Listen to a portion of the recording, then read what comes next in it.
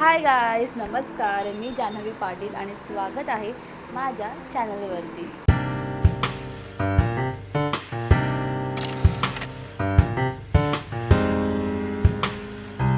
ही video जी आहे ती मी खास करून मराठीमध्ये शूट करणार आहे. म्हणजे मराठी व्हर्जन आहे of how I do my face shave.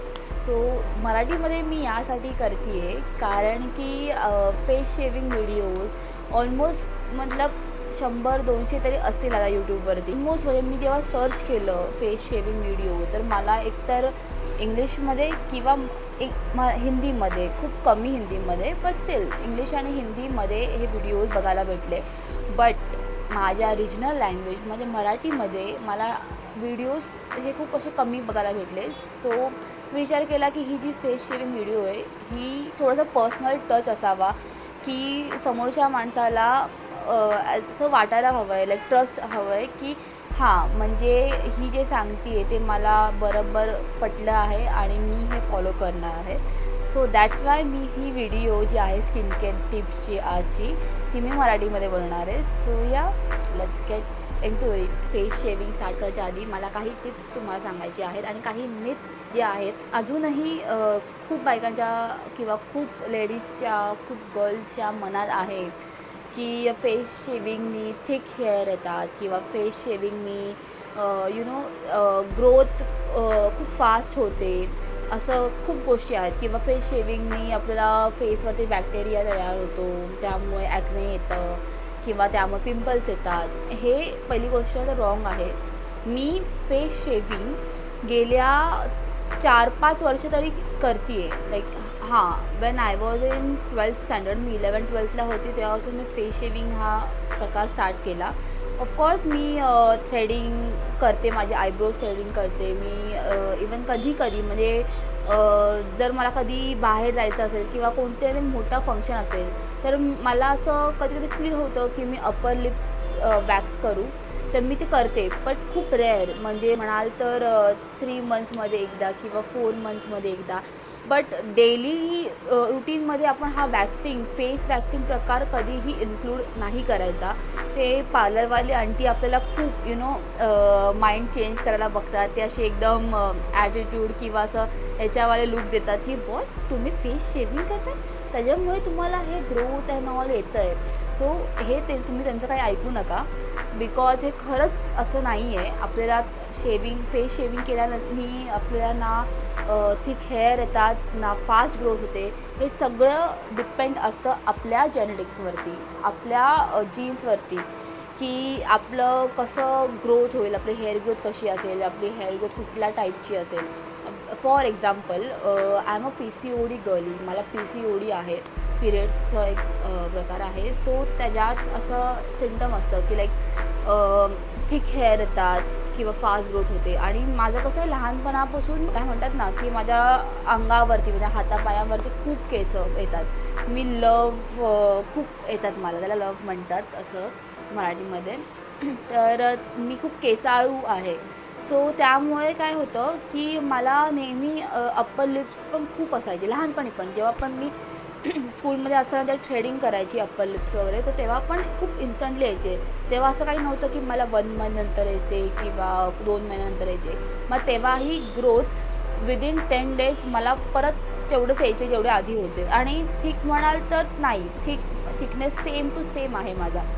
So तेच मला सांगायचं आहे तुम्हाला की असं काही नाही आहे की आपल्याला अप्पर लिप्स केल्याने थिक हेअर येतात किंवा फास्ट ग्रोथ होते किंवा ॲक्ने येतं. ॲक्ने वगैरे हे सगळं काही नाही आहेत. हे पण तुमच्या जेनेटिक्सवरती आहे. जर तुमची स्किन ऑलरेडी ॲक्ने प्रोन असेल तरच तुम्हाला ते होऊ शकतं. नाहीतर मग मी हायजेनिक प्रकाराने जर नाही केलं हे जे तुम्ही फेस शेविंग करताय तर तुम्हाला ॲक्ने प्रोन, म्हणजे ॲक्नेज अँड पिंपल्स याला स्टार्ट होऊ शकतं. हायजेनिक प्रकार म्हणजे काय, जर तुमचा ब्लेड जो आहे याचा, फॉर एक्झाम्पल हा माझा ब्लेड आहे, तर याचा जो रेझर आहे, तर रेझरचा जो ब्लेड आहे तर तो गंजलेला असेल आणि तरीही तुम्ही यूज करताय, किंवा तुम्ही हा razor more than I can say 4 to 5 टाईम्सच्या वरती जर तुम्ही यूज करताय, जर तुम्हाला फील होतं आहे की हा रेझर खूप वेळा यूज केला आहे आपण, सारखा केला आहे. सो त्याच्यानंतरही तुम्ही जर यूज करताय तर शक्यता आहे की तुम्हाला त्याच्यामुळे बॅक्टेरिया तयार होईल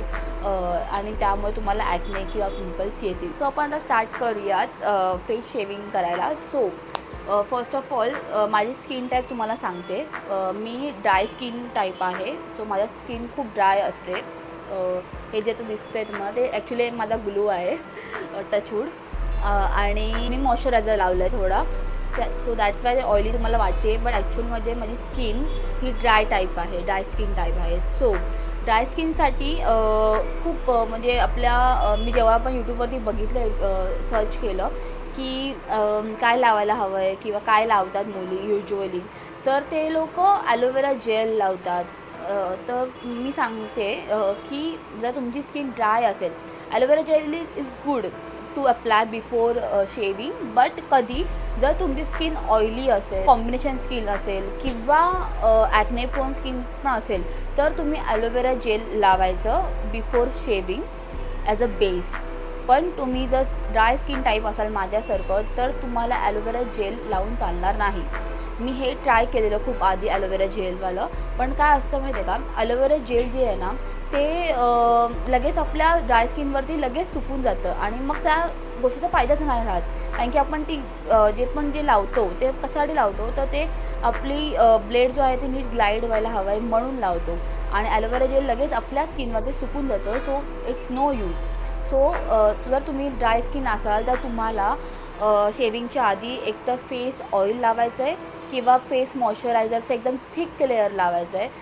कुठलं पण थिक मॉइश्चरायझर घ्या, एकदम लाईट वेट नाही. आपण मोस्टली लाईट मॉइश्चरायझर यूज करतो, पण शेविंगच्या वेळेस लाईट मॉइश्चरायझर यूज करू नका. ते पण तुमच्या स्किनमध्ये लगेच सोक होऊन जाईल. सो ट्राय करा की कुठला एक थिक मॉइश्चरायझर घ्या. फॉर एक्झाम्पल नेव्हियाचा जो ब्लू कलरचा येतो, तर तो तुम्ही फॉर शेविंगसाठी तो तुम्ही लावलात त्याचा लेअर, तर खूप बेस्ट होईल. मी मोस्टली फेस ऑइलच यूज करते किंवा क्लिन्झिंग ऑइल जे असतं ना, जे आपण मेकअप काढताना यूज करतो क्लिन्झिंग ऑइल, तेही तुम्ही लावू शकतात. सुरुवात करायच्या आधी लिप्स स्प्रेप करून घेते.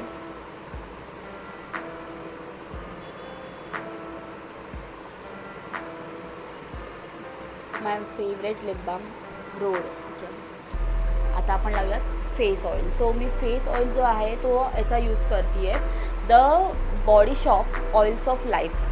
खूप बेस्ट ऑइल फेस ऑइल आहे, मला खूप आवडतं. हे माझी सेकंड बॉटल आहे. जरा ॲक्च्युली हे एक्सपेन्सिव्ह साईडला येतं, पण फेस ऑइल आपल्या मार्केटमध्ये खूप अवेलेबल आहेत.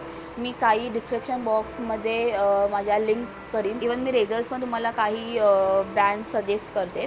सो हा जो रेझर मी आता यूज करणार आहे तो ॲक्च्युली आहे कार्मेसीचा. तो पण एक खूप बेस्ट ब्रँड आहे, मला आवडलं त्याचं. सो आता मी काय करते माहिती आहे का, असं काही नाही आहे मला एक फिक्स ब्रँडच आहे. काही 2-3 ब्रँड्स आहेत ते मला आवडतात. मी एवढं वर्ष जे वापरते त्यामुळे मला कळलं आहे. तर मी मागवलेत हे बॉम्बे शेविंग कंपनीवरून मागवले मी हे 3 रेझर्स. हे अराउंड मला आले 200ला मला 3 ब्लेड्स आलेत. सो हा ब्रँड मग खूप चांगला आहे. आणि काही ब्रँड्स अजून आहेत ते मी डिस्क्रिप्शन बॉक्समध्ये लिंक करीन, तुम्ही बघा. ठीक आहे. सो हा फेस ऑइल करूयात.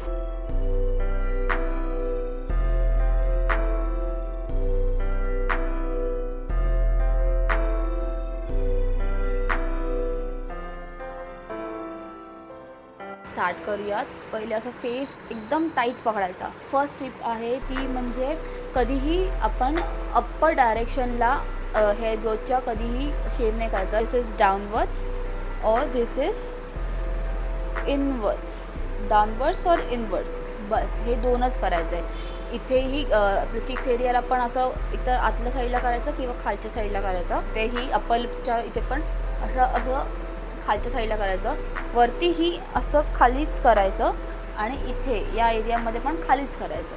काही आपल्या पूर्ण फेसला कुठेच असा एरिया नाही आहे तिथे आपल्याला वरती करावं लागेल. सो हे लक्षात ठेवा.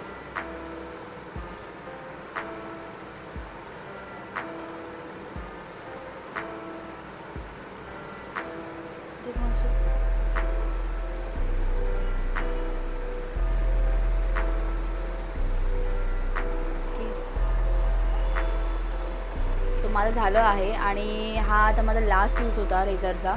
सगळं काढून झालेत केस माझे फेसचे. आणि मी बघू शकता, दाखवते एक second. C W.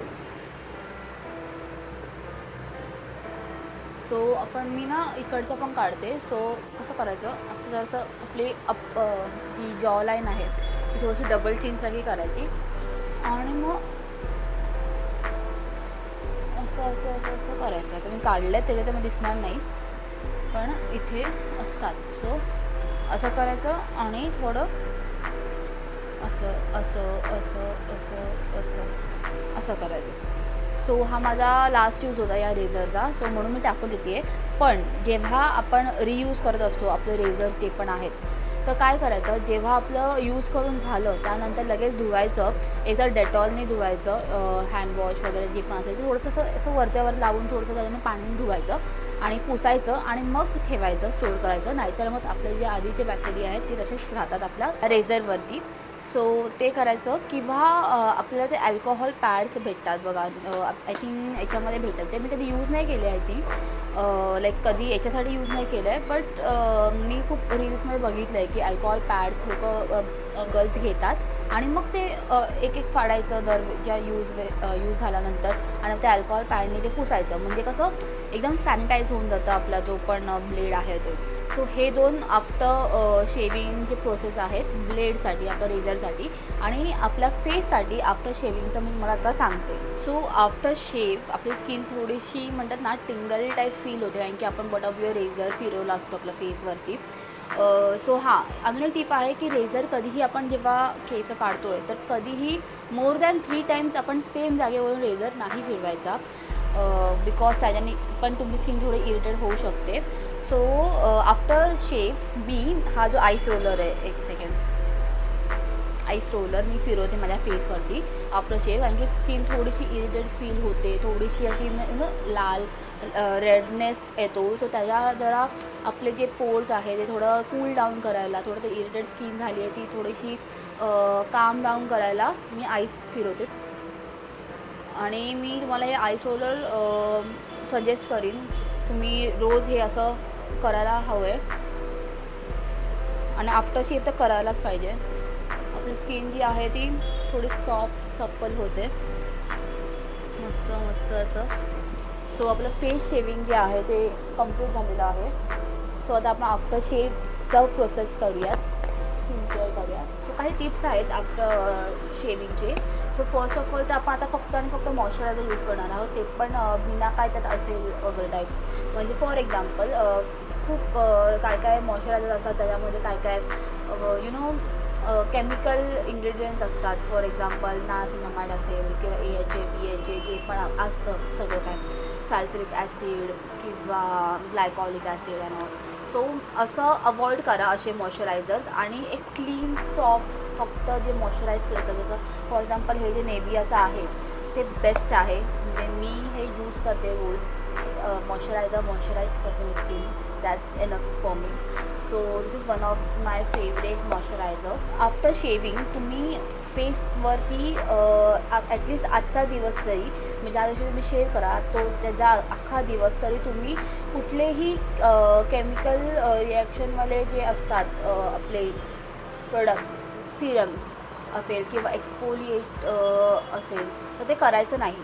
For example जे सिरम्स असतात आपले हायलोरॉनिक ॲसिड असेल किंवा सॅलिसिलिक ॲसिड किंवा काय असतं ग्लायकॉलिक आणि AHA BHA सगळं काही जे कुठलंही ज्याच्यामध्ये केमिकल सिरम जे असतात आपल्या स्किनसाठी ते यूज करायचे नाही. इवन आपली स्किन आजच्या दिवसात एकदाही एक्सफोलिएट करायची नाही. जर तुम्हाला एक्सफोलिएट करायचंच असेल तुम्ही स्किन तर तुम्ही शेविंगच्या आधी करायचं. तुम्हाला जर एक्सफोलिएट करायचं आहे फेस, मग ते केमिकल एक्सफोलिएट असेल किंवा नॅचरल एक्सफोलिएट असेल, तुम्ही ते आफ्टर शेव आजच्या दिवस तरी नाही करायचं. आणि अवॉइड करा की जर तुम्हाला जमलं तर दुसऱ्या दिवशी पण नका करू, 3rd डेला करा एक्सफोलिएट. सो जर तुम्हाला करायचंच असेल तर शेविंगच्या आधी करून घ्या, मग तुम्ही शेविंग करा. सो आफ्टर शेविंग एक्सफोलिएट नाही करायचं, कुठलेही केमिकलवालं सिरम नाही यूज करायचं आणि अवॉइड करा मॉइश्चरायझर पण आजच्या दिवशी कुठलंही केमिकलवालं, म्हणजे कुठलाही तुमच्या स्किनसाठी जो बेस्ट केमिकलसाठी मॉइश्चरायझर जे पण आहे ते अवॉइड करा. थर्ड थिंग जी आहे की तुम्ही शेव केल्या लगेच बाहेर जाऊ नका उन्हामध्ये. Avoid sunlight. म्हणजे जाणं आता मी सनलाईट घेते ते ठीक आहे, एवढं ठीक आहे, पण बाहेर नका जाऊ. कारण की स्किन कशी आपली थोडीशी नाजूक असते, थोडीशी सेन्सिटिव्ह झालेली असते, आय मीन टू से. तर त्याच्यामुळे काय होतं, थोडीशी स्किनला आपल्याला बर्न टाईप फील होऊ शकतं. सो म्हणून अवॉइड करा. आता तुम्ही बघू शकता की आफ्टर शेव माझी स्किन किती मस्त झाली आहे. तुमची ही स्किन अशी ग्लो करू शकते. मी जरा काटून दिसते, जरा हे करू दे. सो फर्स्ट आहे, तुम्ही जर शेव केलं तर तुम्ही तुमचा फेस जे डेड स्किन सेल्स आहे, तुमच्या फेसवर पण डेड स्किन सेल्स असतात, जसे तुमच्या बॉडीवर असतात की जे वॅक्सिंग केल्यानंतर शेविंग केल्यानंतर निघून जातात, तसंच तुमच्या फेसवरही डेड स्किन सेल्स असतात. सो तेही शेव केल्यानंतर निघून जातात. सो त्याच्यामुळे तुम्हाला तो एक वेगळाच ग्लो येईल. सो तुम्ही कुठेही जर तुम्हाला बाहेर जायचं आहे, तर तुम्हाला संध्याकाळी फंक्शनला जायचं आहे किंवा सकाळी जायचं असेल तर ॲटलिस्ट 2 आवर्स आधी तरी तुम्ही फेस शेव करा आणि मग निघा. आणि मग बघा तुम्हाला, तुम्ही जो पण मेकअप कराल, तुम्हाला कोणतरी इम्पॉर्टंट डे आहे, तुम्ही बाहेर चालले आहात म्हणून तुम्ही मेकअप करताय, सो तुमच्या मेकअपसाठी तुमची स्किन एवढी बेस्ट प्रेप असेल ना, एकदम स्मूथली ग्लाईड होईल तुमचा जो पण मेकअप असेल, तो जो पण तुमचं हे असेल. तुम्हाला काही थोडंसं मिनिमल जरी मेकअप लावून गेलात तरी पण तुम्ही स्किन अशी वाटेल की वाव मस्तच, असं तुम्हाला नक्की जाणवेल हा फरक. सो आता तुम्ही हे लक्षात ठेवा की हे मिथ तुमच्या मनातून, डोक्यातून काढून टाका की फेस शेविंग केल्यानंतर आपली हेअर ग्रोथ जास्ती होते, आपल्याला ॲक्ने येतं. आपण जर नीट काळजी घेऊन, नीट प्रिकॉशन्स घेऊन आपली स्किन शेव केली तर ॲक्च्युली आपल्याला फायदाच होतो. त्याच्याने काहीही आपल्या स्किनवरती साईड इफेक्ट आपल्या स्किनला काहीही होणार नाही. So yeah, that's it for the video. If तुम्हाला आवडला असेल माझं हे बकबकवाली स्किन केअर टिप्सवाली व्हिडिओ, सो मला नक्की सांगा in the comment section below. आणि मी सगळे प्रोडक्ट्स जे पण वापरले ते सगळे मी लिंक करेल डिस्क्रिप्शन बॉक्समध्ये, सो प्लीज चेक करा आणि या तिथून बाय करा. Until next time, bye bye.